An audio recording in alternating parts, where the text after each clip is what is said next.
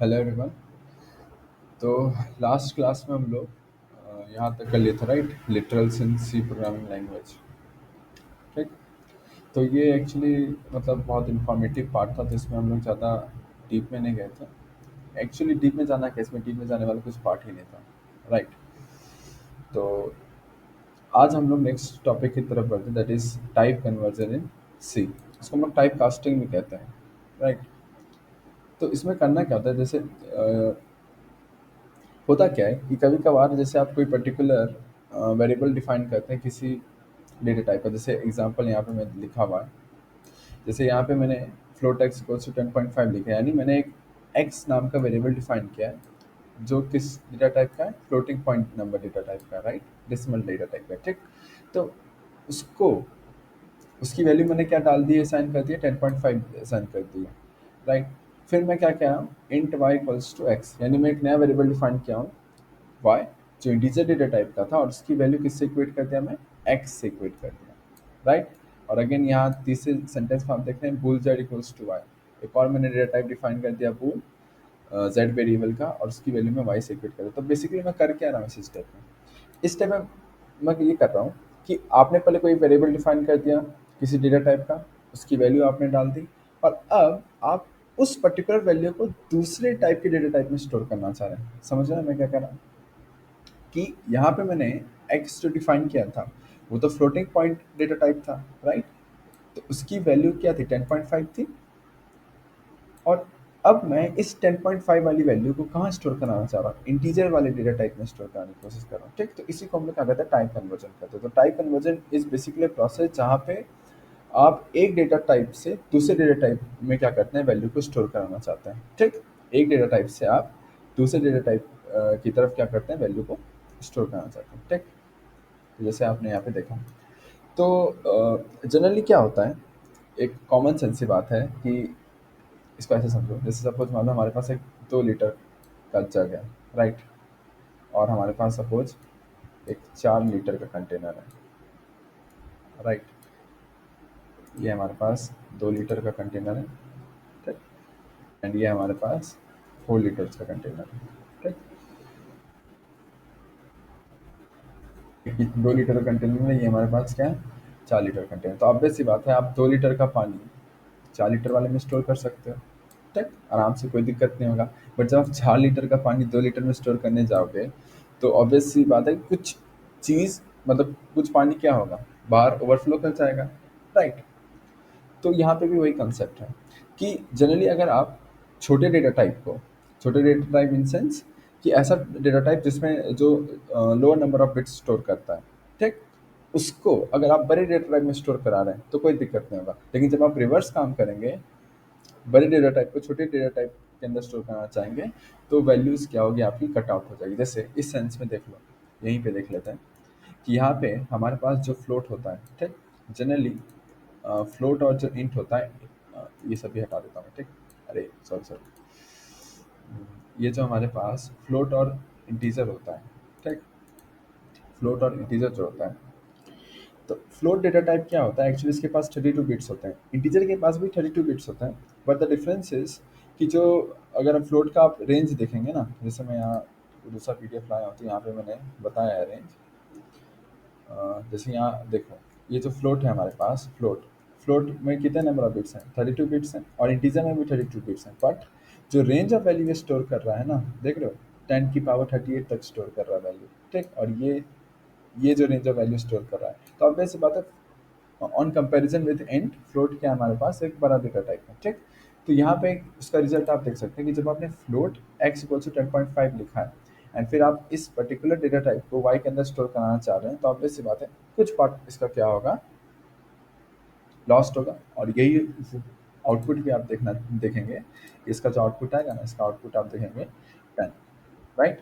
Again अब इस step में देखो, इस स्टेप में जब आप int Y equals to x लिखे और फिर आप इसको इसके अंदर स्टोर कराना चाह रहे हैं, ठीक, किसके अंदर, बूल जेड के अंदर करें, तो बूल डेटा टाइप में एक्चुअली जो नंबर ऑफ बिट्स अलाउड होते हैं इसमें, वो कितने होते हैं, 8 बिट्स होते हैं, ठीक। बूल में 8 बिट्स होते हैं, इंटीजर में 32 बिट्स होते हैं। तो अगेन आप एक बड़े डेटा टाइप को छोटे डेटा टाइप के अंदर स्टोर करा रहे हैं, तो इसमें आउटपुट इसका क्या आएगा, वन आएगा। तो ऑब्वियस बात है, बूल क्या होता है हमारे पास?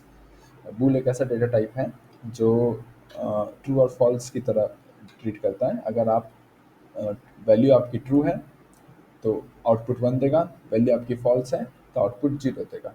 अगेन, अगर आप कोई नॉन जीरो नंबर इनपुट डाल रहे हैं बूल के अंदर तो वैल्यू वन देगा, जीरो नंबर डाल रहे हैं तो वैल्यू जीरो देगा। तो ये हमारे पास बूल डेटा टाइप का एक मतलब शॉर्ट कह सकते हैं काम होता है।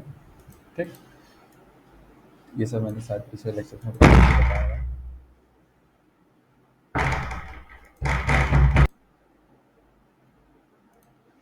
राइट, तो हम लोग क्या डिस्कस कर रहे थे? तो यहाँ पे हमने क्या किया, इंट वाई, जो वाई हमारे पास वेरिएबल था उसको हम लोग ने बूल डेटा टाइप में स्टोर करने की कोशिश किया। तो बूल क्या है हमारे पास? वाई के कंपेरेटिवली एक छोटा डेटा टाइप है, तो इसलिए यहाँ पे भी आपको वैल्यू ट्रंकेट होते हुए दिखेगी। ट्रंकेट होते हुए दिखने का मतलब इन सेंस की वैल्यू लॉस्ट होगी। ठीक, यहाँ पे वैल्यू आपको जिसका आउटपुट देखने को मिलेगा वो आउटपुट वन देखने को मिलेगा। ठीक, तो ओवरऑल इंस्टेंस कहने का क्या मतलब है कि आपने इनपुट क्या डाला था? आपने इनपुट डाला था 10.5। तब आप जब इसको इंटीजर में स्टोर किए तो 0.5 वाला पार्ट क्या था आपका? लॉस्ट हो गया। सिमिलरली आप इस वाले पार्ट को जब बूल के अंदर स्टोर किए तो पूरा 10 का 10 लॉस्ट हो गया, आउटपुट आपको वन मिल रहा है। तो यही प्रॉब्लम होता है किसके साथ? जब आप एक बड़े डेटा टाइप को छोटे डेटा टाइप के अंदर स्टोर कराने की कोशिश करते हैं। ठीक, तो इस प्रोसेस को हम लोग टाइप कन्वर्जन कहते हैं। तो टाइप कन्वर्जन ऑब्वियस बात है क्लियर हो गया होगा टाइप कन्वर्जन के बारे में। राइट, तो टाइप कन्वर्जन क्या होता है? एक प्रोसेस जिसमें आप एक डेटा टाइप की वैल्यू को दूसरे डेटा टाइप के अंदर स्टोर करने की कोशिश करते हैं। ठीक, अच्छा, यहाँ पे नीचे कुछ ऑर्डर लिखा हुआ है। राइट, जैसे यहाँ पे आप देख सकते हैं ये एक ऑर्डर है छोटे से बड़े की तरफ है। ठीक, यहाँ देखेंगे बूल, जिसमें जो सबसे छोटा डेटा टाइप है उसको आप कैर के अंदर स्टोर करा सकते हैं, कैर को आप शॉर्ट के अंदर स्टोर करा सकते हैं। शॉर्ट के अंदर कितने बिट्स होते हैं? 16 बिट्स होते हैं। कैर के अंदर 8 बिट्स होता है। राइट, इंटीजर के अंदर 32 बिट्स होता है, तो आप इसको स्टोर करा सकते हैं इसके अंदर। अच्छा, अनसाइंड इंट का कॉन्सेप्ट यहाँ पे इंपॉर्टेंट है। अनसाइंड इंट, मैंने अनसाइंड टर्म पिछले लेक्चर में बताया था, अभी भी बताते हैं कि अनसाइंड जो किसी भी डेटा टाइप के पीछे अनसाइंड लगा देते हैं तो वो क्या होता है बेसिकली? वो सिर्फ पॉजिटिव वैल्यू को क्या करता है? स्टोर करता है। It cannot store negative values. ठीक, तो इंटीजर की जो वैल्यू होगी आप उसको अनसाइंड इंट के अंदर क्या कर सकते हैं? स्टोर करा सकते हैं। फिर अनसाइंड इंट को लॉन्ग लॉन्ग, ये तो कॉन्सेप्ट, ये तो समझ में आ रहा है पॉइंट। लॉन्ग लॉन्ग को क्यों? क्योंकि इसमें कितने नंबर ऑफ बिट्स अलाउड होते हैं? 64 बिट्स अलाउड होते हैं। राइट, इसमें नंबर ऑफ बिट्स कितने अलाउड होते हैं? 64 बिट्स अलाउड होते हैं। ठीक, और आप लॉन्ग लॉन्ग को कहाँ पे स्टोर कर सकते हैं? लॉन्ग लॉन्ग की वैल्यू का फ्लोट में स्टोर कर सकते हैं।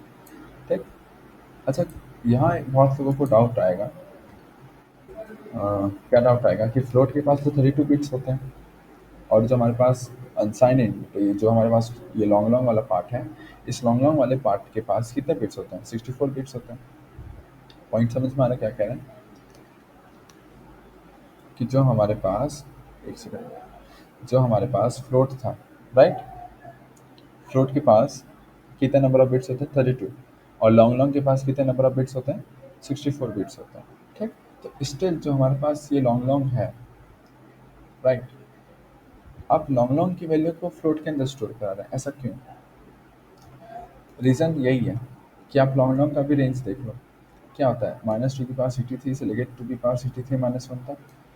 राइट, और आप फ्लोट का रेंज देख लो तो अगेन फ्लोट का जो रेंज है वो बहुत ज़्यादा है। रेंज ऑफ वैल्यूज जो फ्लोट स्टोर करता है वो बहुत ज़्यादा स्टोर करता है as compare to long long. तो इसलिए आप लॉन्ग लॉन्ग को भी फ्लोट के अंदर क्या कर सकते हैं? स्टोर करा सकते हैं। तो जिन लोग को ये डाउट आएगा कि हम लोग मतलब लॉन्ग लॉन्ग जो कि सबसे बड़ा डेटा टाइप है, मतलब 64 बिट्स वाला डेटा टाइप है, फ्लोट जो कि 32 बिट्स वाला डेटा टाइप है, हम लोग लॉन्ग लॉन्ग को क्यों स्टोर करा रहे हैं फ्लोट में? तो ये पॉसिबल है। क्यों पॉसिबल? इसका रीज़न ये है कि फ्लोट जो रेंज ऑफ वैल्यूज़ कंटेन करता है वो बहुत ज़्यादा होता है। और ये बहुत लोगों को एक मतलब पॉजिटिव पॉइंट लग रहा होगा फ्लोट के बारे में, बट इसका एक सबसे नेगेटिव पॉइंट ये होता है कि फ्लोट बहुत ज़्यादा वैल्यूज, मतलब प्रिसीजन की जब बात करते हैं ना, प्रिसीजन कि जब आप एक्यूरेसी की बात करते हैं तो फ्लोट वहाँ पे मार खाता है। राइट, आपकी ये वैल्यू जैसे अगर सपोज 10.23 है, राइट, राइट, सपोज 10.236789 कुछ इस टाइप से वैल्यू, और अभी आप बड़ी वैल्यूज रखते हो 898 इस टाइप से वैल्यू रखते हो। तो जो फ्लोट है ना, ये पूरी की पूरी वैल्यूज वैसे प्रिंट नहीं करेगा, वो सिर्फ 6 डिजिट्स तक की वैल्यू को ही प्रिंट करेगा, राइट। वो सिर्फ 6 डिजिट की जो वैल्यू होगी ना, डेसिमल के बाद 6 डिजिट जहाँ तक है वहीं तक की वैल्यू प्रिंट करेगा, राइट। तो यहाँ पे क्या है, 2 3 6 7 8 9, यानी यहाँ तक वैल्यूज को प्रिंट करेगा। इसके आगे जो आपने लिखा ना 8 9 वाला पार्ट, इसके आगे जो भी लिखा ना 8 7 3 9 2, वो मैटर नहीं करता उसको, ठीक। वो क्या करेगा, राउंड ऑफ वैल्यू प्रिंट करेगा। तो फ्लोट में क्या मिस्टेक है, फ्लोट में यही गलती है कि ये हाईली प्रेसाइज वैल्यू नहीं होता है, आपकी वैल्यूज इसमें भी क्या होती है, लॉस्ट होती है, ठीक। तो float maximum 6 after decimal places 6 digit तक की वैल्यू को ही क्या कर सकता है, स्टोर कर सकता है। उसके बाद की वैल्यू नहीं स्टोर करेगा, वो राउंड ऑफ कर देगा, ठीक। दूसरा पॉइंट इसमें ज़्यादा है कि अब सवाल बहुत लोग के माइंड में ये आता होगा कि अ, तो हम लोग हाईली प्रिसाइज डेटा टाइप कैसे, मतलब मेरे को अगर 7 या फिर 8 लेवल तक की डिजिट्स को स्टोर करना है, तो उसके लिए हम लोग क्या कर सकते हैं, अपना खुद का डेटा टाइप क्रिएट कर सकते हैं। जब एरेज वगैरह हम लोग पढ़ेंगे ना, तो वहाँ पे हम लोग ये सारी चीज़ें स्टोर कर सकते हैं, वहाँ पे कोई दिक्कत नहीं आएगी, ठीक। लाइब्रेरी फंक्शंस जो हैं या फिर जो हमारे पास डेटा टाइप है, वहाँ पे आप कि कुछ सर्टेन लिमिटेशंस होते हैं, तो इस लिमिटेशंस को आपको क्या करना पड़ेगा, फॉलो करना पड़ेगा, राइट। तो ये हमारे पास फ्लोट जो डेटा टाइप है वो क्या हमारे पास 32 बिट्स का डेटा टाइप होता है, और लॉन्ग लॉन्ग जो होता है वो 64 बिट्स का डेटा टाइप होता है। But still long long float के अंदर स्टोर कर सकते हो, इसका रीज़न यही था। फिर फ्लोट को आप लॉन्ग डबल में स्टोर कर सकते हैं, राइट। तो कोई दिक्कत नहीं, लॉन्ग डबल में कितने बिट्स होते हैं, 64 बिट्स होता है, ठीक। तो ये एक जनरलाइज ऑर्डर है हमारे पास। यहाँ पे मैं एक काम करता हूँ, सारा हटा दूँ, यहाँ पे काम करता हूँ मैं, सारा ये हटा देता हूँ, राइट। तो अब ये हमारे पास जनरलाइज ऑर्डर है, इस ऑर्डर को हम लोग को क्या रखना है, माइंड में ध्यान रखना है, ठीक। अच्छा, तो मतलब इस ऑर्डर से अगर आप वैल्यूज़ को स्टोर कराएंगे तो आपकी कोई भी वैल्यू क्या होगी, लॉस्ट नहीं होगी, अनटिल अनलेस अगर आप इसका रिवर्स ना कर रहे हैं, ठीक। तो ये पॉइंट इंपॉर्टेंट है इसमें। अच्छा, ऐसा नहीं कि रिवर्स नहीं स्टोर करा सकते, रिवर्स कराना स्टोर है, मतलब कोई एरर नहीं देगा आपको। आप इंट को शॉर्ट के अंदर स्टोर करा सकते हैं, अनसाइंड इंट को इंट के अंदर आप स्टोर करा सकते हो, कोई दिक्कत नहीं है। बट द थिंग इज़ कि आपकी वहाँ पे वैल्यू लॉस्ट होगी। जैसे इस एग्जांपल में हम लोग ने फ्लोट को कहाँ स्टोर कराया था, इंट में स्टोर कराया था, और इंट को कहाँ स्टोर करा रहे थे, बूल में स्टोर करा रहे थे। तो आपकी वैल्यूज़ क्या हो रही थी, लॉस्ट होते जा रही थी ना। जैसे ही आपने फ्लोट में 10.5 वैल्यू था, इंट में आके इसकी वैल्यू क्या होगी, 10 हो गई, बूल में आके इसकी वैल्यू क्या हो गई, 1 हो गई, राइट। तो वैल्यूज़ क्या हो रही है, लॉस्ट हो रही है, ठीक। अच्छा, एक प्रॉपर एग्जांपल है, that is int x equals to -1 और unsigned int Y equals to हम लोग एक्स करते हैं। तो ये आउटपुट क्या देता है, 2 की पावर 31 -1 होता है। अब ये आउटपुट कैसे आता है, अगेन ये हमारे पास क्या है, एक्चुअली ये पार्ट है डिजिटल डिज़ाइन का। सो वहाँ पे ये ज़्यादा बेटर आपको समझ में आएगा कि क्यों आता है ऐसा। तो लेट मी एक्सप्लेन दिस, ठीक। इस वाले पार्ट को मैं एक्सप्लेन करता हूँ। देखो होगा क्या कि इसको एक काम करता हूँ, मैं इसको प्रोग्राम को टर्मिनल पे लिखता हूँ, सॉरी मतलब नोट पैड पे लिखता हूँ, राइट। जैसे सपोज मैं यहाँ पे लिखता हूँ hash include cpio dot H, right. फिर मैं लिखता हूँ इन मेन, अब मैंने सपोज एक वैल्यू लिखा है int x equals to -1, right. और फिर है unsigned int y equals to x. अब क्या करते हैं हम लोग, int percent d comma y, फिर रिटर्न 0, और ये मैंने कंप्लीट कर दिया। अब क्या कहते हैं, ये पर्टिकुलर मैंने प्रोग्राम लिखा, तो यहाँ पे क्या first line hash include H T D R dot H, तो हम लोग अपने मेन प्रोग्राम में H T D R dot H file को इंक्लूड कर रहे हैं, ठीक। यहाँ पे हमारा मेन फंक्शन लिखा, तो हमारा एक्चुअल प्रोग्रामिंग यहाँ से स्टार्ट हुआ। तो फिर इंट एक्स इक्वल्स टू -1 लिखे, यानी मैंने एक वेरिएबल एक्स डिफाइन किया जो इंटीजर डेटा टाइप का है, उसकी वैल्यू क्या रखा है मैंने, -1। फिर क्या लिखा है, unsigned int Y equals to x. तो अगेन दूसरा एक वेरिएबल मैंने डिफाइन किया है वाई, जो भी अगेन इंटीजर टाइप का है, और उसके पीछे मैंने अनसाइंड लगा दिया। अनसाइंड इन सेंस कि जब भी आप किसी पर्टिकुलर डेटा टाइप के पीछे अनसाइंड लगाते हो, तो वो जो पर्टिकुलर वेरिएबल है ना, वो फिर उस डेटा टाइप का पॉजिटिव वैल्यू स्टोर कर सकते हैं। जैसे यहाँ पे लिखा है अनसाइंड इंट वाई, तो यानी अब ये जो वाई होगा ये पॉजिटिव इंटीजर वैल्यू स्टोर कर सकता है। यानी positive integer value in sense मैं यहाँ लिख देता हूँ 0 से लेके इंटीजर डेटा टाइप है, तो दैट इज इक्वल्स टू 2 की पावर 32 माइनस वन, राइट।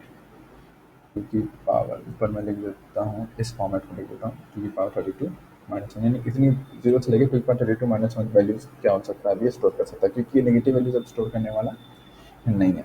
ठीक। अच्छा, प्रिंटर परसेंट टी कमा वाई रिटर्न जीरो, तो अगर मैं अब इसको क्या करता हूँ, अच्छा इसको क्या करता हूँ, इसमें ऐसे वैसे इसमें लग जाए, इससे लोग कन्फ्यूज ना हो, तो मैं इस फॉर्मेट में देता हूँ। अच्छा, अब मैं अगर इसको रन कराता हूँ, उसके लिए सबसे पहले मैं सेव करता हूँ।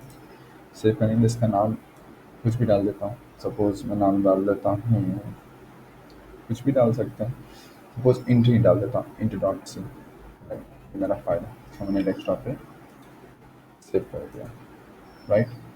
इंट डॉट सी का फाइल हमारे पास जनरेट हो चुका है। ठीक। अब मैं क्या करता हूँ, टर्मिनल पे जाएंगे, तो टर्मिनल पे गए तो हमारा टर्मिनल यूज़र नाम के पर्टिकुलर फोल्डर पे, तो उसको हमको सबसे पहले डेस्कटॉप पे लाना पड़ेगा, सी डी डेस्कटॉप, राइट। अब डेस्कटॉप पे आ गए, तो डेस्कटॉप पे हमारी फाइल का नाम क्या था, G C C in dot C, right. Compile कर दे, dot A dot slash A dot X होगा, राइट। तो ये हो गया, तो आपको ये वैल्यू क्या दे रहा है, -1 दे रहा है। इस ऐसे कैसे पॉसिबल है -1 वैल्यू देना, unsigned int y equals to x, तो जब आप y की वैल्यू आउटपुट ये गलत दे रहा है, एक्चुअली में -1 इसका आउटपुट नहीं देना चाहिए था, अच्छा सॉरी, माई मिस्टेक। एक्चुअली में जो अनसाइन इंट का फॉर्मेट स्पेसिफाइड होता है, वो क्या होता है, परसेंट यू होता है, ना कि परसेंटेज, राइट। जब भी आप किसी भी पर्टिकुलर डेटा टाइप के पीछे फॉर्मेट स्पेसिफिक मतलब अनसाइन लगाते हैं, तो आप वहाँ पे format specified percent you use करेंगे। ठीक। तो अब मैं इसको सेव करता हूँ, और अब मैं अगर इसको टर्मिनल पर रन करा, आपको ये पर्टिकुलर एक गार्बेज वैल्यू देख रहे हैं, राइट। ये एक पर्टिकुलर गार्बेज वैल्यू आपको दिख रही है। ठीक। तो ये जो गार्बेज वैल्यू दिख रही है ना आपको, तो ये एक्चुअली में ये क्या है, 2 की पावर 31 माइनस वन है। ठीक। ये जो वैल्यू आई है, ये क्या है हमारे पास, 2 की पावर 31 माइनस वन है। ठीक। अब ये कैसे आती है 2 की पावर 31 माइनस वन, इसको हम लोग अभी समझने का कोशिश करते हैं। देखो, हमारा जो कंप्यूटर सिस्टम है ना, वो टूज कॉम्प्लीमेंट को फॉलो करता है। अब ये टूज कॉम्प्लीमेंट क्या है, बेसिकली टूज कॉम्प्लीमेंट एक तरीका है जिससे आप क्या कर सकते हैं, बाइनरी में नेगेटिव नंबर्स को पॉजिटिव नंबर्स को क्या कर सकते हैं, रिप्रेजेंट कर सकते हैं। ठीक।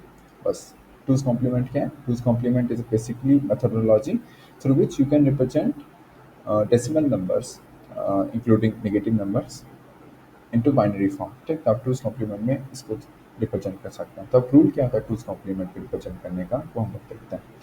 जैसे सपोज यहाँ पे अगर आपको एक्स इक्वल्स टू वैल्यू क्या है, -1 है। ठीक। तो -1 को अगर आपको बाइनरी नंबर सिस्टम में रिप्रेजेंट करना है, तो सबसे पहले क्या करना पड़ेगा, पहला रूल ये होता है कि -1 है तो इसका मैग्नीट्यूड 1 है, तो 1 को बाइनरी नंबर में से रिप्रेजेंट करो। तो हमारे पास जो इंटीजर होता है, उसके नंबर ऑफ बिट्स कितने होते हैं, 32 बिट्स होते हैं, राइट। तो 32 बिट्स होते हैं, तो 32 बिट्स तक 0 0 0 0 0 0 ऐसे चलता रहेगा, और फिर उसके बाद ये क्या होगा, हमारे पास 1 होगा, राइट। अब ये देख लो कितना है, 3 है, 3 6, 3 9, 3 12, 3 15, 3 18, 3 21, और एक 22 है। ठीक। तो 23 24 25 26 27 28 29 30 31 32 सॉरी 32 वाला तो 1 ही है ना। हाँ, तो ये हमारे पास 32 बिट्स में इस तरीके से इसका मैग्नीट्यूड स्टोर हो गया। अब इसका नेक्स्ट प्रोसेस क्या होता है, नेक्स्ट प्रोसेस होता है कि जहाँ 0 0 0 मतलब जहाँ 0 है उधर 1 कर दो, जहाँ 1 है उधर 0 कर दो, मतलब कॉम्प्लीमेंट ले लो।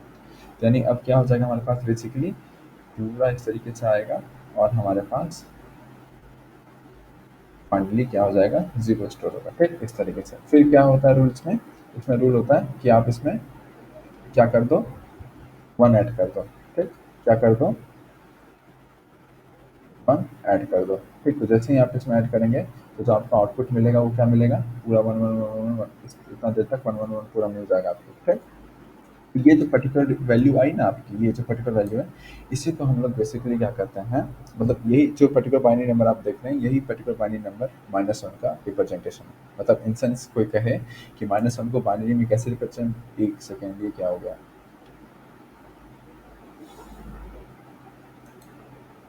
चलो। -1 को अगर कोई कहे कि बाइनरी में कैसे रिप्रेजेंट करते हैं, तो इस तरीके से रिप्रेजेंट करते हैं -1 को बाइनरी में, राइट। ये काम करता हूँ ना मैं, इस वाली पर्टिकुलर वैल्यू को कॉपी कर देता हूँ, राइट। ये काम करते हैं इसको, रहने दो, छोड़ो। अ, अब आ जाएगा। ये चीज़ समझ में आ रहा है कि ये जो नीचे वाला पार्ट लिखा ना, ये जो पर्टिकुलर रिप्रेजेंटेशन है 1 1 में, ये जो रिप्रेजेंटेशन है ना, ये तुम्हारा -1 को बाइनरी फॉर्म में लिखने का तरीका है, राइट। ठीक, तो इस तरीके से हम लोग -1 को बाइनरी फॉर्म में क्या करते हैं, रिप्रेजेंट करते हैं।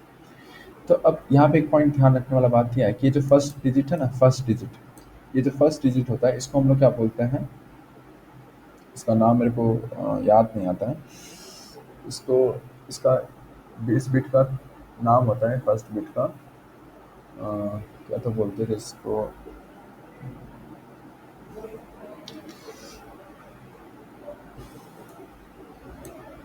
इस बिट का भी एक्चुअली में नाम नहीं याद आ रहा है। इस बिट का मतलब ये होता है कि जो फर्स्ट बिट होता है ना, ये क्या करता है, साइन को रिप्रेजेंट करता है। ये किसको रिप्रेजेंट करता है, हमारे पास साइन को रिप्रेजेंट करता है। अगर तुम्हारे पास 1 है तो इसका मतलब ये नेगेटिव नंबर है, ठीक। अगर कोई तुम्हारा बाइनरी नंबर 1 से रिप्रेजेंट हो रहा है, तो वो क्या है, हमारा बता रहा है कि वो नेगेटिव नंबर को रिप्रेजेंट कर रहा है, ठीक। यानी ये जो फर्स्ट बिट है, लीडिंग बिट जिसको कहते हैं, ये बिट हमारे पास साइन को रिप्रेजेंट करता है, ठीक। और इसके बाकी का जितना भी पर्टिकुलर बिट है ना, यहाँ से लेके यहाँ तक, ये सब इसकी मैग्नीट्यूड है। कहाँ से कहाँ तक, यहाँ से लेके यहाँ तक जितने भी बिट है वो मैग्नीट्यूड को रिप्रेजेंट करते हैं, ठीक। और फर्स्ट वाला क्या होता है हमारे पास, साइन को रिप्रेजेंट करता है, ठीक।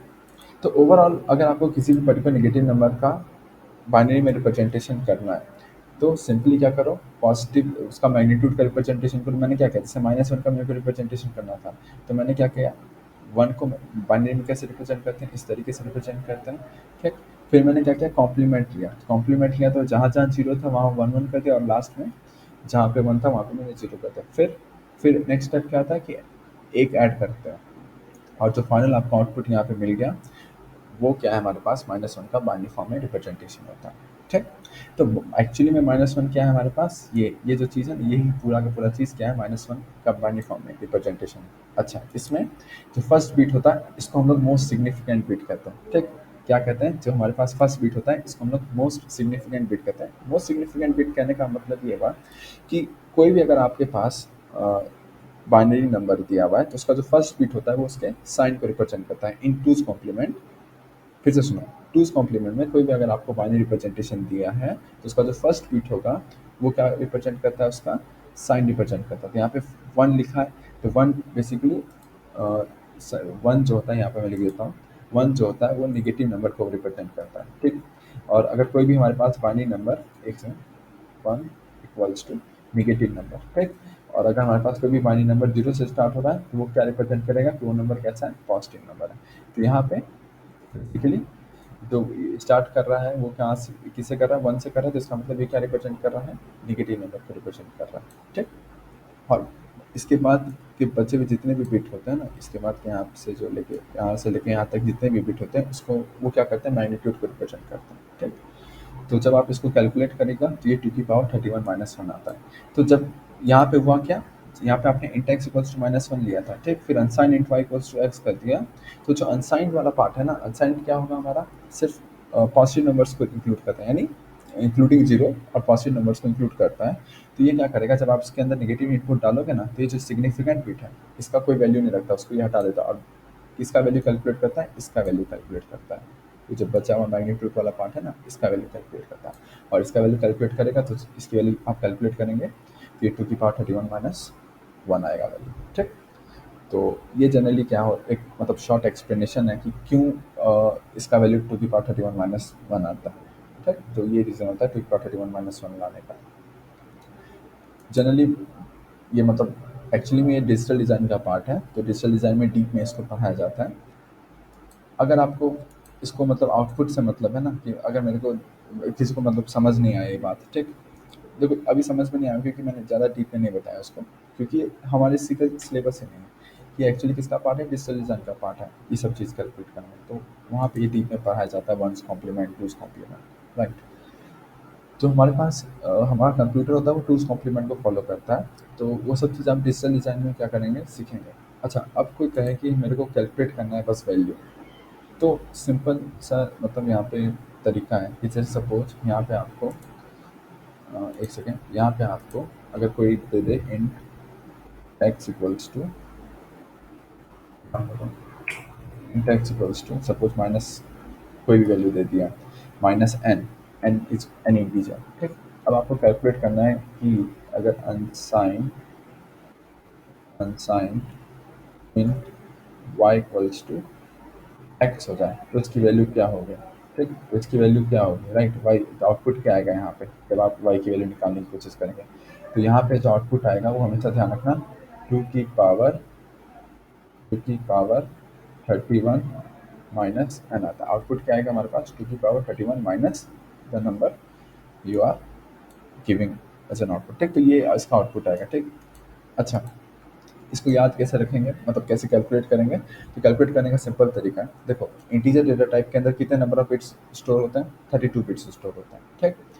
तो इसकी वैल्यू जो होगी ना, एक तो उसमें आप जो लीडिंग बिट है ना उसको तो आप काउंट नहीं कर रहे हो, क्योंकि लीडिंग बिट हमारा साइन को रिप्रेजेंट करता है, जो फर्स्ट बिट है वो किसको रिप्रेजेंट करता है, साइन को रिप्रेजेंट करता है। तो उसको हम लोग काउंट नहीं करते अनसाइन में, क्योंकि अनसाइन का मतलब सिर्फ मैग्नीट्यूड वाले पार्ट्स होता है। तो इसलिए यहाँ पे टू की पावर 31 माइनस एन आएगा। इसको इस तरीके से याद रखो, 32 बिट्स स्टोर हो सकते हैं इंटीजर में, तो 31 बिट्स, तो टू की पावर 31 माइनस एन। उसी तरीके से अगर लॉन्ग लॉन्ग होता है यहाँ पे सपोज, यहाँ इंटीजर था, यहाँ पे सिर्फ लॉन्ग लॉन्ग वाला पार्ट होता है, long long x equals to, अगर सपोज कोई करता -1, और उस केस में unsigned long long y equals to, अगर एक्स करते तो उस केस में अगर वैल्यू प्रिंट कराना हो तो क्या होगा हमारे पास आउटपुट इसका, टू की पावर लॉन्ग लॉन्ग में कितने नंबर ऑफ बिट्स होते हैं, 64 बिट्स होते हैं, यानी टू की पावर 63 माइनस एन। ये हमारा, इस तरीके से आप इसकी वैल्यू को क्या कर सकते हैं, फटाफट कैलकुलेट कर सकते हैं, ठीक। लेकिन जो रियल लॉजिक है वो हमारा यहाँ से आता है जब आप टूज कॉम्प्लीमेंट करेंगे डिजिटल डिज़ाइन में, ठीक। तो इस तरीके से आप इस चीज़ को क्या कर सकते हैं, स्टोर कर सकते हैं। अच्छा, अब आता हूँ मैं थोड़ा सा प्रोग्रामिंग वाले पार्ट में। देखो यहाँ पे जब हम मैंने अनसाइंड यूज किया तो फॉर्मेट स्पेसिफायर क्या यूज किया, परसेंट यू यूज किया, ध्यान रखना। लेकिन अगर मैं यहीं पे परसेंट यू की जगह मैं इसको परसेंट डी ले लेता, तब उस सेंस में क्या होगा, उस सेंस में ये अनसाइंड की कोई मतलब ही नहीं रहेगा। उस सेंस में जो हमारे पास कंपाइलर होगा ना उसको एक नॉर्मल इंटीजर की तरह बिहेव करेगा। समझ में आई बात मैं क्या कह रहा हूँ।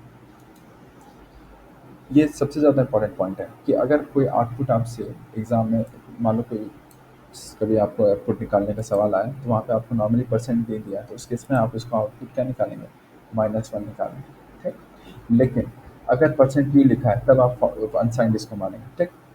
तो ये पॉइंट इंपॉर्टेंट है, ध्यान रखिएगा कि अनसाइंड अगर आपके पर्टिकुलर डेटा टाइप के पीछे लगा हुआ है तो उसका फॉर्मेट स्पेसिफायर क्या होता है, परसेंट यू, ठीक। तभी आपका जो आउटपुट आएगा वो अनसाइंड के अकॉर्डिंग आउटपुट आएगा।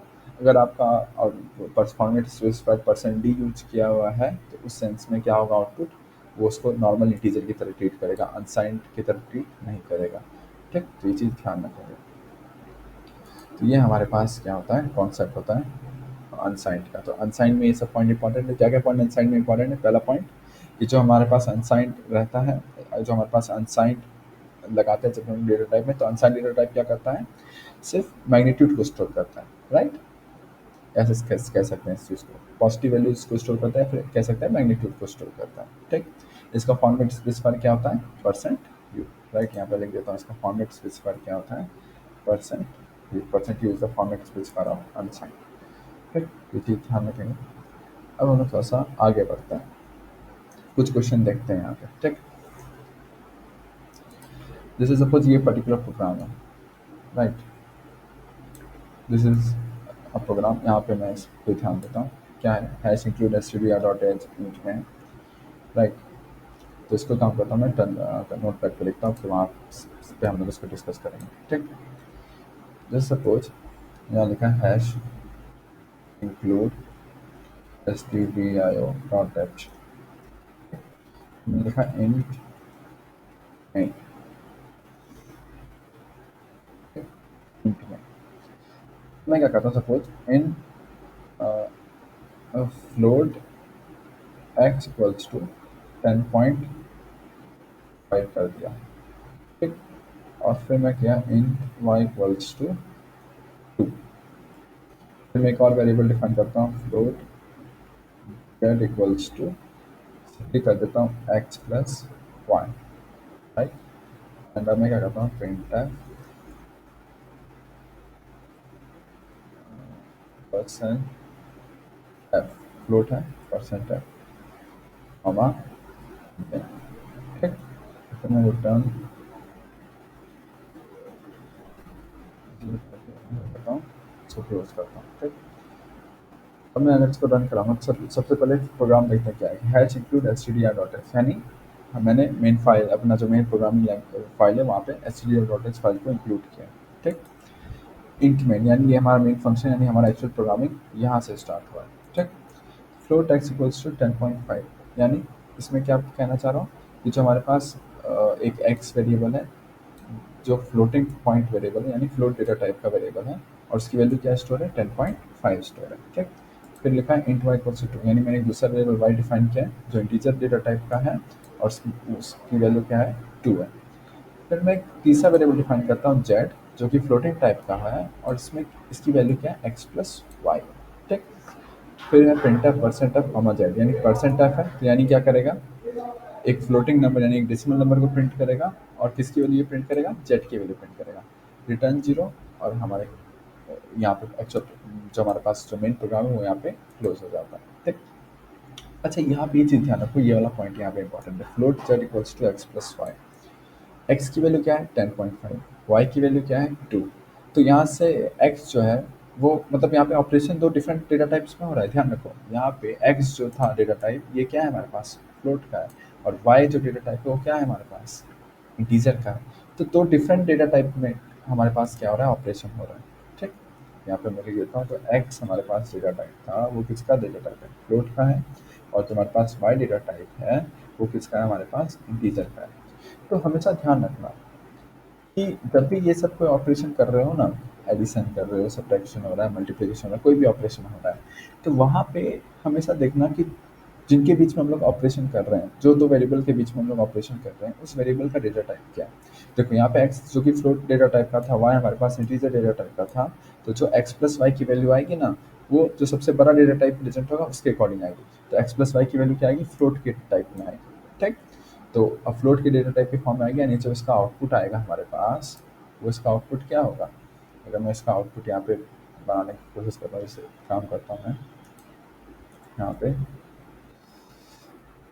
अगर इसका जो आउटपुट आएगा वो हमारे पास किस फॉर्म में आएगा, आउटपुट। आउटपुट अगर देखोगे तो जेड की जो वैल्यू आएगी वो क्या आएगी तुम्हारी, 12.5 आएगी, राइट। आउटपुट जाएगा वो तुम्हारा क्या आएगा, 12.5 आएगा, ठीक।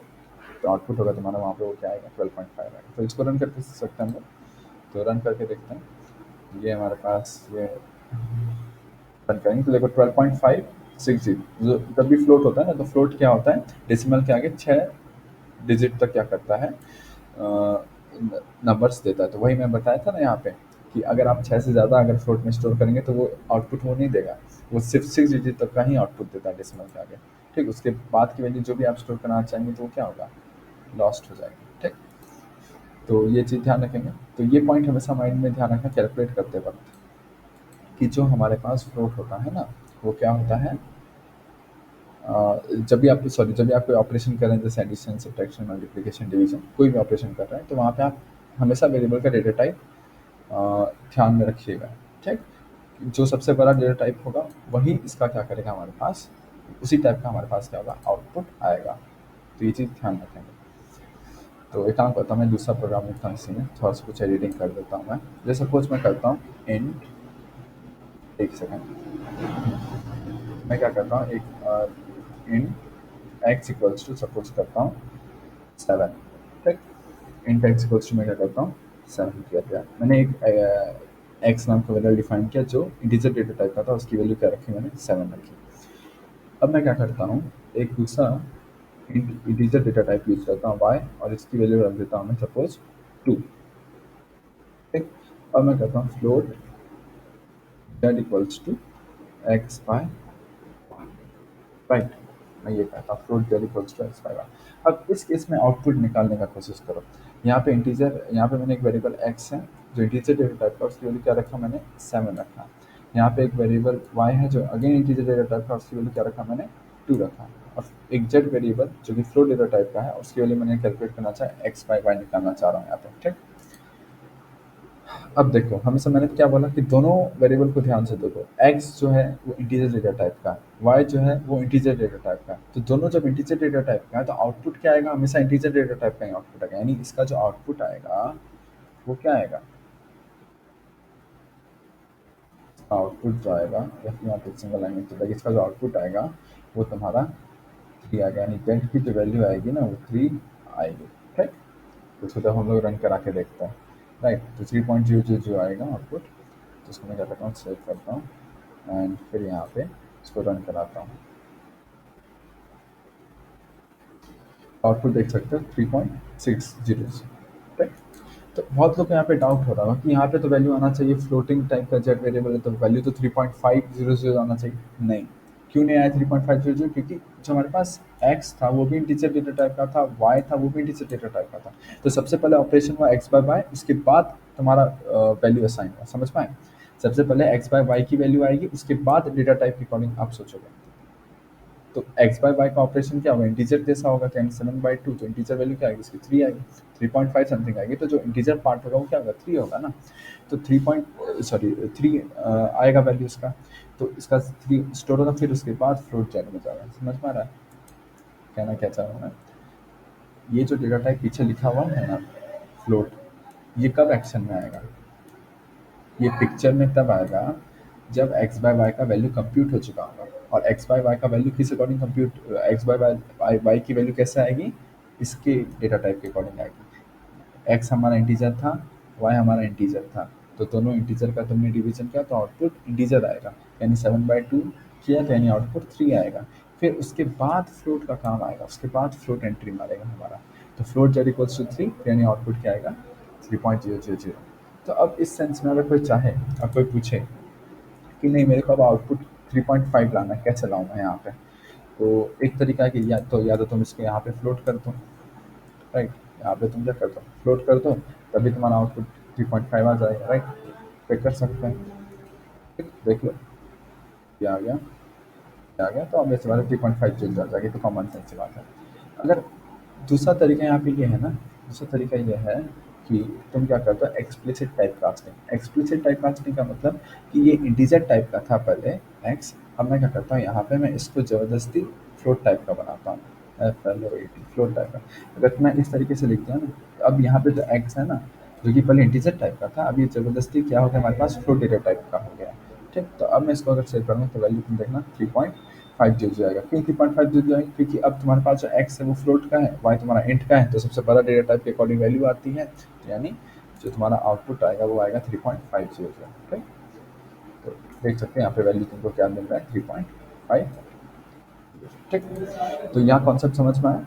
यहाँ पे मैंने क्या किया, एक्सप्लिसिट टाइप कास्टिंग किया। यहाँ पे मैंने क्या किया, explicit type casting, explicit type casting. Explicit type casting का मतलब क्या होता है कि आपके पास कोई एक डेटा टाइप है, उस डेटा टाइप को आप ज़बरदस्ती किसी दूसरे डेटा टाइप में कन्वर्ट कर रहे हैं। यहाँ पे आपने ऑलरेडी इंटीजर एक्स, एक्स जो डेटा टाइप था उसको आपने इंटीजर टाइप का माना हुआ था। ठीक। लेकिन यहाँ पे आपको एक्स को फ्लोट टाइप का चाहिए था, तो आपने ज़बरदस्ती यहाँ पे आपको एक्स का फ्लोट टाइप में कन्वर्ट किया। ठीक। अच्छा, अब सवाल यहाँ पे ये आता है कि कोई अब तुमसे पूछे कि अब print percent d comma x लिखोगे या तुम लिखोगे printer percent f comma x. सवाल माइंड में किसी के ना किसी के तो आ रहा होगा, क्या आ रहा होगा कि यहाँ पे अब जो हमारे पास एक्स है वो इंटीजर टाइप का है कि फ्लोट टाइप का है। मतलब ये जेन्युइन क्वेश्चन है, बहुत लोगों के माइंड में ये सवाल आएगा। कि यहाँ पे तो आपने एक्स को फ्लोट टाइप का कन्वर्ट कर दिया, तो अब इसके बाद जो ऑपरेशन मैंने यहाँ पे कर रहा हूँ printf percent d comma x, तो इस पॉइंट पे एक्स जो है हमारे पास वो इंटीजर टाइप का है कि फ्लोट टाइप का है, राइट। तो यहाँ पे एक पॉइंट ध्यान रखना है माइंड में कि जब आपने यहाँ पे इसको एक्स को चेंज कर दिया ना, तो यहाँ पे एक्स को किस फॉर्म में चेंज किया है, फ्लोट फॉर्म में किया है। तो ये जो चेंज हुआ है आपका, ये सिर्फ इस पर्टिकुलर ऑपरेशन के लिए ही चेंज हुआ है। इसके बाद आप जब भी एक्स को यूज़ करेंगे तो वो जो पहले आपने डिफाइन किया है ना इंटीजर, वैसे ही रहेगा वो चीज़। समझ में आई बात, क्या डिफरेंस है कि यहाँ पे आपने फ्लोट एक्स यूज किया है, तो यहाँ पे आपने एक्स को फ्लोट टाइप का बना दिया, राइट, फ्लोटिंग टाइप का बना दिया। तो यहाँ पे फ्लोटिंग टाइप का कन्वर्ट हो गया, बट वो कब कब कब तक के लिए कन्वर्ट हुआ, वो सिर्फ इस पर्टिकुलर ऑपरेशन के लिए कन्वर्ट हुआ। इसके बाद से ये जो आपका एक्स है वो इंटीजर टाइप का ही रहेगा। तो आप इसको रन करा सकते हैं, कंट्रोल प्लस सेव कर दिया। अब मैं शुरू करता हूँ, रन कराता हूँ, राइट। आपको यहाँ पे 3.500 मतलब 3 डिजिट और 7 काम करता हूँ, मैं इसको न्यू लाइन में लिख देता हूँ, इससे दोनों आउटपुट अलग अलग आपको देखने को मिले। तो अब मैं सेव करता हूँ, फिर अगेन मैं इसको रन कराता हूँ, ठीक। ये मैंने इसको इस तरीके से देख सकते हैं, इसका आउटपुट ये, इसका आउटपुट ये है, ठीक।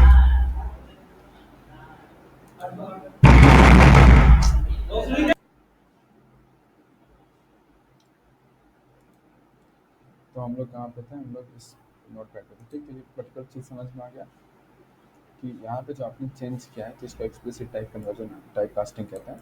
तो आपका वैल्यू एक्चुअली इंटीजर टाइप का था, आपने फ्लोट टाइप में इसको कन्वर्ट किया, आपने यूज़ किया, ठीक। तो ये चीज़ ध्यान रखेंगे।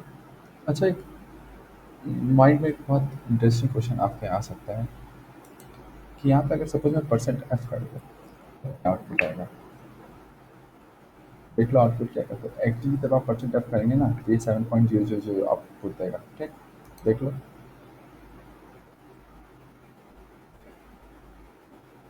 एक्चुअली 3.5 आया ना आउटपुट एक्स का। सॉरी। तो इसको हम लोग, ये जो केस है इसको हम लोग क्या बोलते हैं, कंपाइलर फेलियर कहते हैं। कंपाइलर फेलियर्स, फेलियर्स, क्या रीज़न। कंपाइलर फेलियर कहने का मतलब ये हुआ कि जिन्होंने सी बनाई है ना, राइट, जिन्होंने सी के रूल्स लिखे, जिन्होंने सी का स्टैंडर्ड्स, जिन्होंने सी को डिफाइन किया है, राइट, जो करता धरता है सी के, उन्होंने ये बताया ही नहीं कि अगर आप मतलब कोई बंदा जो कि इंटीजर टाइप का वैल्यू रखा है, ठीक, एंड उसने परसेंट एफ यूज़ किया, जैसे सपोज यहाँ पे क्या हुआ था, जो हमारे पास एक्स था वो तो इंटीजर डेटा टाइप का ही था, राइट। एक्स जो है वो इंटीजर डेटा टाइप का, लेकिन मैं क्या कर रहा हूँ, बदमाशी कर रहा हूँ, मैं क्या कर रहा हूँ, परसेंट एफ यूज़ कर रहा हूँ जो कि फ्लोटिंग डेटा टाइप का है, जो कि रूल के अगेंस्ट है ना। आपके पास अगर इंटीजर डेटा टाइप का कोई पर्टिकुलर वेरिएबल है, तो जो आउटपुट आएगा वो परसेंट डी के फॉर्म में आना चाहिए आउटपुट, राइट। बट मैं क्या कर रहा हूँ यहाँ पे, बदमाशी क्या कर रहा हूँ कि इंटीजर डेटा टाइप का मेरा वेरिएबल है, लेकिन मैं इसका आउटपुट प्रिंट कराने के लिए परसेंट एफ यूज कर रहा हूँ। तो इस केस में क्या होगा, कंपाइलर में ऐसा कुछ लिखा ही नहीं है, ठीक। तो इसी को हम लोग क्या बोलते हैं, कंपाइलर फेलियर्स, राइट। तो कंपाइलर फेलियर समझ में आया कि जिन्होंने सी बनाया उन्होंने ये केस को देखा ही नहीं कि कोई बंदा ऐसा भी होगा जो एस टाइप का फालतूगिरी करेगा कि यहाँ इंटीजर डेटा टाइप का है और यहाँ पे परसेंट एफ कर रहा है। इस केस में क्या होता है कि जो कंपाइलर होता है वो आर्बिट्रली कोई भी गार्बेज वैल्यू देता है, कोई भी। तो यहाँ पे आर्बिट्रली उसने क्या वैल्यू दे दिया, 3.500, मेरे को लगा 7.00 देगा, लेकिन नहीं दिया, इसने 3.500 दे दिया, ठीक। तो ये पॉइंट क्लियर हो गया। तो हमेशा ध्यान रखना, एक चीज़ हमेशा माइंड में ध्यान रखना कि जो जो फॉर्मेट स्पेसिफायर है वही आप यूज़ करेंगे। टीचर का फॉर्मेट स्पेसिफायर परसेंट ही होता है, तो परसेंट ही यूज करेंगे, राइट। और ये कॉमन सेंस ही चीज़ है, ये रूल्स है, तो ऑब्वियस बात है सब लोग यही फॉलो करेंगे। बट अगर कोई इन केस थोड़ा सा ज़्यादा दिमाग वाला ये करता है कि यहाँ इंटीजर डेटा टाइप में एक्स को स्टोर करा के परसेंट एफ कर रहा है, तो ये एक्चुअली केस होता है कंपाइलर फेलियर का, राइट। यहाँ पे कंपाइलर आपको आर्बिट्रली कोई भी वैल्यू थ्रो करेगा, ठीक। तो ये चीज़ ध्यान रखेंगे। और प्लस इससे ये बात प्रूव भी होता है कि जो हमारे पास एक्स था वो क्या था, इंटीजर टाइप का ही एक्स, ठीक। क्योंकि अगर एक्स हमारे पास फ्लोटिंग पॉइंट का होता, सोचो एक्स हमारे पास अगर फ्लोटिंग पॉइंट का होता तो आप परसेंट डी करते, तो उस केस में ये आर्बिट्रली कोई वैल्यू देता। और अगर आप परसेंट एफ किए हो यहाँ पे आप क्या किए हो, परसेंट एफ किए हो, तो उस केस में ये 7 पॉइंट मतलब 7.00 देना चाहिए था, राइट। लेकिन इसने 7.0 नहीं दिया, इसने आर्बिट्ररी कोई भी वैल्यू थ्रो किया, तो ये प्रूव करता है कि जो हमारे पास एक्स है वो इंटीजर टाइप का है, क्योंकि अगर फ्लोटिंग टाइप में कन्वर्ट होता था तो ये आउटपुट क्या देता, 7.00 देता ना, लेकिन परसेंट एफ आपने यूज किया तो ये आपको गार्बेज वैल्यू दे रहा है, तो गार्बेज वैल्यू दे रहा है इसका मतलब ये प्रूव कर रहा है कि ये एक्स हमारे पास इंटीजर टाइप का है, ठीक? तो ये भी आप यहाँ से रिजल्ट निकाल सकते हैं।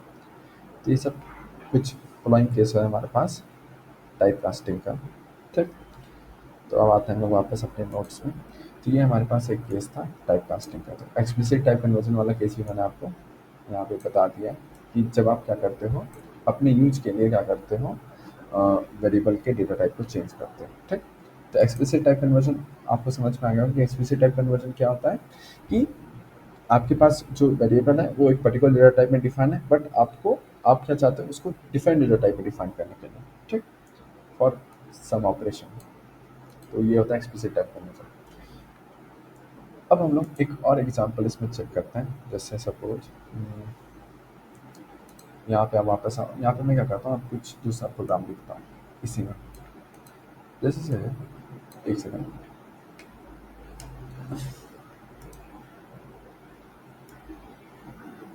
मैं इसको हटा देता हूँ, मैं दूसरा प्रोग्राम लिखता हूँ, दैट इज कैर। मैंने कैरेक्टर डेटा टाइप यूज कर रहा हूँ, मैं कैर ए इक्वल्स टू सपोज मैं करता हूँ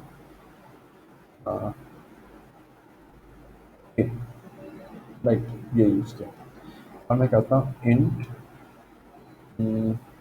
एक वेरिएबल डिफाइन करता हूँ एक्स इक्वल्स टू करता हूँ मैं 10, राइट। और अब मैं करता हूँ in char equals to x plus X plus A, right. और क्या करता हूँ प्रिंट कैर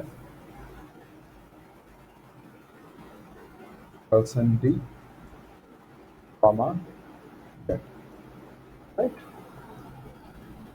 अब let me guess the output, output क्या होगा यहाँ पे। तो अब देखो यहाँ पे इस प्रोग्राम में मैंने एक ए नाम का वेरिएबल डिफाइन किया जो कि कैरेक्टर टाइप का, और वहाँ पे मैंने कैरेक्टर ए स्टोर किया स्मॉल ए, ठीक। नोट करने वाली बात है कि यहाँ पे कैपिटल ए और स्मॉल ए दोनों डिफरेंट है, क्योंकि हमारे पास जो प्रोग्रामिंग लैंग्वेज है सी वो केस सेंसिटिव होता है, ए कैपिटल ए और स्मॉल ए दोनों डिफरेंट वो क्या करता है कंसिडर करता है। फिर मैंने क्या किया, एक एक्स नाम का वेरिएबल डिफाइन किया जो इंटीजर डेटा टाइप का, उसकी वैल्यू क्या मैंने स्टोर किया है 10। और फिर मैंने एक जेड नाम का वेरिएबल यूज़ किया जो कि अगेन इंटीजर डेटा टाइप का, उसकी वैल्यू मैंने कर दिया एक्स प्लस ए, और फिर प्रिंट है परसेंट डी कॉमा जेड। तो इस केस में आउटपुट क्या आएगा, परसेंट डी है यानी एक इंटीजर वैल्यू आउटपुट देगा, और किसकी वैल्यू देगा, ये जेड की वैल्यू देगा। तो अब इस केस में आउटपुट क्या आएगा, तो 10 प्लस ए, राइट। तो यहाँ पे एक्चुअली में पहली चीज़ देखो, यहाँ ऑपरेशन किसका हो रहा है, एडिशन ऑपरेशन हो रहा है, ठीक। किसका ऑपरेशन हो रहा है, सबसे पहली चीज़ देखो एडिशन ऑपरेशन, यानी एक्स जो है हमारे पास क्या है इंटीजर डेटा टाइप का है, और हमारे पास जो ए है वो किसका है हमारे पास फ्लोट डेटा टाइप का है, फ्लोट होता है कैरेक्टर डेटा टाइप का है, ठीक। तो कौन बड़ा होता है, इंटीजर डेटा टाइप बड़ा होता है कि कैरेक्टर डेटा टाइप बड़ा होता है, तो ऑब्वियस सी बात है कैरेक्टर डेटा टाइप बड़ा होता है, सॉरी इंटीजर डेटा टाइप बड़ा होता है। तो जो आपका ये ऑपरेशन का जो वैल्यू आएगा वो किस में आएगा, इंटीजर में वैल्यू आएगा, ठीक। तो यहाँ पे जो एक्स प्लस ए होगा ना, तो ये ए का आस्क की वैल्यू प्रिंट करेगा। ए का हर एक वेरिएबल, हर एक कंप्यूटर में जैसे कैपिटल ए से लेकर कैपिटल जेड तक, स्मॉल ए से लेकर स्मॉल जेड तक, इनफैक्ट स्पेशल कैरेक्टर्स का क्या होता है, एक सर्टेन आस्क की वैल्यू होता है, ठीक। तो ए का जो आस्क की वैल्यू होता है ना, उसको ये क्या करेगा यहाँ पे यूज करेगा, आउटपुट उस हिसाब से देगा। तो let me check what is the output, right. तो आउटपुट यहाँ पे देख लेते हैं क्या आता है। तो यहाँ पे आपका आउटपुट दिख रहा है 107। तो एक्चुअली आउटपुट क्या है हमारे पास, हमारे पास यहाँ पे एक्चुअली में 10 प्लस ए का जो आस्क की वैल्यू है, सॉरी 10 प्लस ए का जो आस्क की वैल्यू वो क्या है 107 है। तो ए की वैल्यू आप निकाल सकते हैं, क्या है ए की वैल्यू क्या है हमारे पास 97, तो आस्क की वैल्यू ऑफ ए क्या है 97, सब चीज़ याद रखने वाली बात है, ठीक। ए का वैल्यू 97 होता है, कैपिटल ए का हमारा 66 से चालू होता है और जेड तक खत्म होता है, फिर उसके बाद स्मॉल ए का स्टार्ट होता है और जेड तक खत्म होता है, राइट। यही होता है कुछ आस्क की वैल्यू, मेरे को जितना याद है। आप लोग इसको क्या कर सकते हैं, एक बार क्रॉस चेक कर सकते हैं, ठीक। तो यहाँ पे क्या है कैरेक्टर था, तो ये इसने क्या प्रिंट किया, आस्क की वैल्यू यहाँ पे इसका प्रिंट किया, ठीक। तो उसके उससे यहाँ पे क्या हो गया, इसका वैल्यू ये प्रिंट हो गया, ठीक। तो ये हमारा एक केस था। तो ये टाइप कास्टिंग का एक दूसरा एग्जाम्पल है जो आप क्या कर सकते हैं, माइंड में ध्यान रख सकते हैं। अच्छा, एक और केस सपोज हम लोग कोई सोचें कि सपोज मैं क्या करता हूँ, यहाँ पे फ्लोट यूज करता हूँ, ठीक। Float float x equals to 10 point suppose कर देता हूँ मैं 5।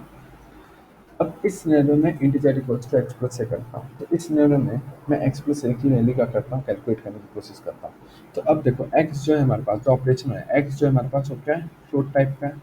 और जो हमारे पास ए है वो कैसा टाइप का है, हमारे पास कैरेक्टर टाइप का है। तो फ्लोट और कैरेक्टर में कौन बड़ा है, फ्लोट बड़ा है। तो जो हमारे पास एक्स प्लस ए की वैल्यू होगी वो क्या है, फ्लोट में आएगी। यानी अभी हम लोग जस्ट देखा इसकी वैल्यू क्या होती है, 97 होती है की। तो आउटपुट क्या आना चाहिए हमारे पास, तो यहाँ से आउटपुट आएगा जेड का जो आउट जो एक्स प्लस ए की सॉरी वैल्यू आएगी, एक्स प्लस ए की जो वैल्यू आएगी वो क्या आएगी हमारे पास 107.5 आएगी, ठीक। यानी एक्स प्लस ए की वैल्यू 107.5 है और इंट जेड इक्वल्स टू 107.5 है। तो यानी जेड की वैल्यू क्या ये प्रिंट करेगा 107.5। ये अभी जस्ट यही वाला केस हम लोग ने इसी वाले केस से हम लोग को स्टार्ट किए थे, राइट। तो लेट मी आप लोग चेक कर लीजिए कि आउटपुट क्या आ रहा है। आउटपुट क्या आना चाहिए, 107 आना चाहिए, राइट। तो यहाँ देख सकते हैं आउटपुट हमारा 107 आ गया। तो क्लियर है।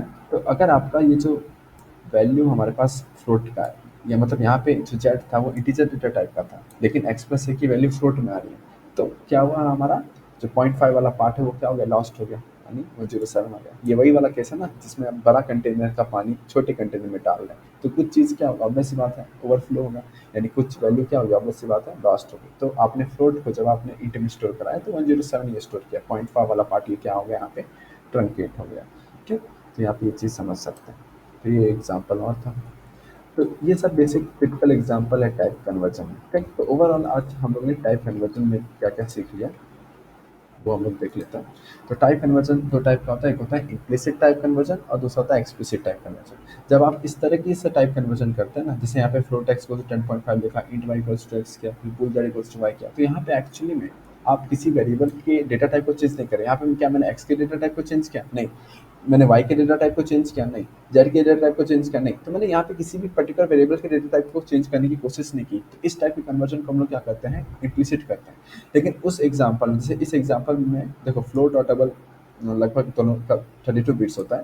तो यहाँ पे क्या था इस केस में, यहाँ पे वही सेम एग्जाम्पल है कि यहाँ पे इंटीजर एक्स था, यहाँ पे वाई भी जो था इंटीजर डेटा टाइप का था, लेकिन मैंने यहाँ पे एक्स की डेटा टाइप चेंज करने की कोशिश की। हमारे पास जो एक्स वेरिएबल था वो इंटीजर टाइप का वेरिएबल था, राइट। बट मैंने यहाँ पे इसकी वैल्यू चेंज करने की कोशिश की, डबल में करने की कोशिश की। तो ये क्या कर रहा हूँ, इस टाइप कन्वर्जन को हम लोग क्या करते हैं, एक्सप्लिसिट टाइप कन्वर्जन करते हैं। तो इम्प्लिसिट में एक्चुअली में आप वेरिएबल की डेटा टाइप को चेंज नहीं करते हो, आप बस उसको इक्वेट करते हो किसी दूसरे पर्टिकुलर डेटा टाइप की वेरिएबल से, ठीक। लेकिन एक्सप्लिसिट में आप एक्चुअली उस पर्टिकुलर वेरिएबल के डेटा टाइप को चेंज करने की कोशिश करते हैं, जैसे यहाँ पे मैंने चेंज करने का कोशिश किया था, ठीक। तो ये हमारे पास एक्सप्लिसिट टाइप कन्वर्जन था, वो हमारे पास इम्प्लिसिट टाइप कन्वर्जन था, ठीक। और क्या चीज़ मैंने सीखा, और चीज़ हम लोगों ने सीखा था कि अगर आप छोटे वेरिएबल को छोटे डेटा टाइप के को बड़े डेटा टाइप में स्टोर करोगे तो कोई दिक्कत नहीं होगा, लेकिन जब बड़े डेटा टाइप को छोटे डेटा टाइप में स्टोर करने की कोशिश करोगे तो ओवरफ्लो होगी वैल्यूज को। ये सब चीज़ें हम लोगों ने यहाँ पे आज बहुत सारी चीज़ें डिटेल में सीखी टाइप कन्वर्जन का। तो ये सब ऑल पॉसिबल केसेस था टाइप कन्वर्जन का, ठीक। इससे ज़्यादा आपको कभी भी एग्जाम में वगैरह या फिर जब भी आप प्रोग्रामिंग करेंगे, कोई कॉन्टेस्ट देंगे, तो वहाँ पे कभी भी यूज नहीं आएगा, ये मैक्सिमम, ठीक। अब आते हैं हम लोग एक लास्ट चीज़ पे, that is swapping two numbers. एक प्रोग्राम है जो है हमारे पास स्वैप टू नंबर्स का, ठीक। तो let's see how can we swap two numbers, right. अगर हमको दो पर्टिकुलर वेरिएबल दिया, जैसे सपोज ये क्या कह रहा है, ये कह रहा है कि हमारे पास input variable A equals to 2 है और बी इक्वल्स टू क्या है, 3 है, ठीक। लेकिन जो आउटपुट आएगा वो क्या आना चाहिए, हमारे पास ए इक्वल्स टू 3 आना चाहिए एंड बी इक्वल्स टू 2 आना चाहिए। तो how can we write a program such that कि ये तो वेरिएबल की वैल्यू क्या हो जाए, स्वैप हो जाएगी दूसरे से, ठीक। तो लेट्स सी दैट, राइट। तो हम लोग क्या करते हैं उस चीज़ को अभी देखते हैं, या फिर एक काम करते हैं हम लोग आज का मतलब लगभग टाइम हो गया है, तो एक काम करते हैं इसको डिटेल में करना है, क्योंकि अभी हम लोग दो वेरिएबल पे स्वैप करेंगे, उसके बाद हम लोग एन वेरिएबल्स पे जाएंगे, तो बहुत टाइम लगेगा उस चीज़ पे। तो इसलिए हम लोग क्या करते हैं इसको नेक्स्ट लेक्चर में हम लोग यहीं से स्टार्ट करेंगे, ठीक। तो आज हम लोगों ने बेसिकली टाइप कन्वर्जन के बारे में क्या सीखा था, ओके। तो तब तक के लिए टाटा बाय बाय।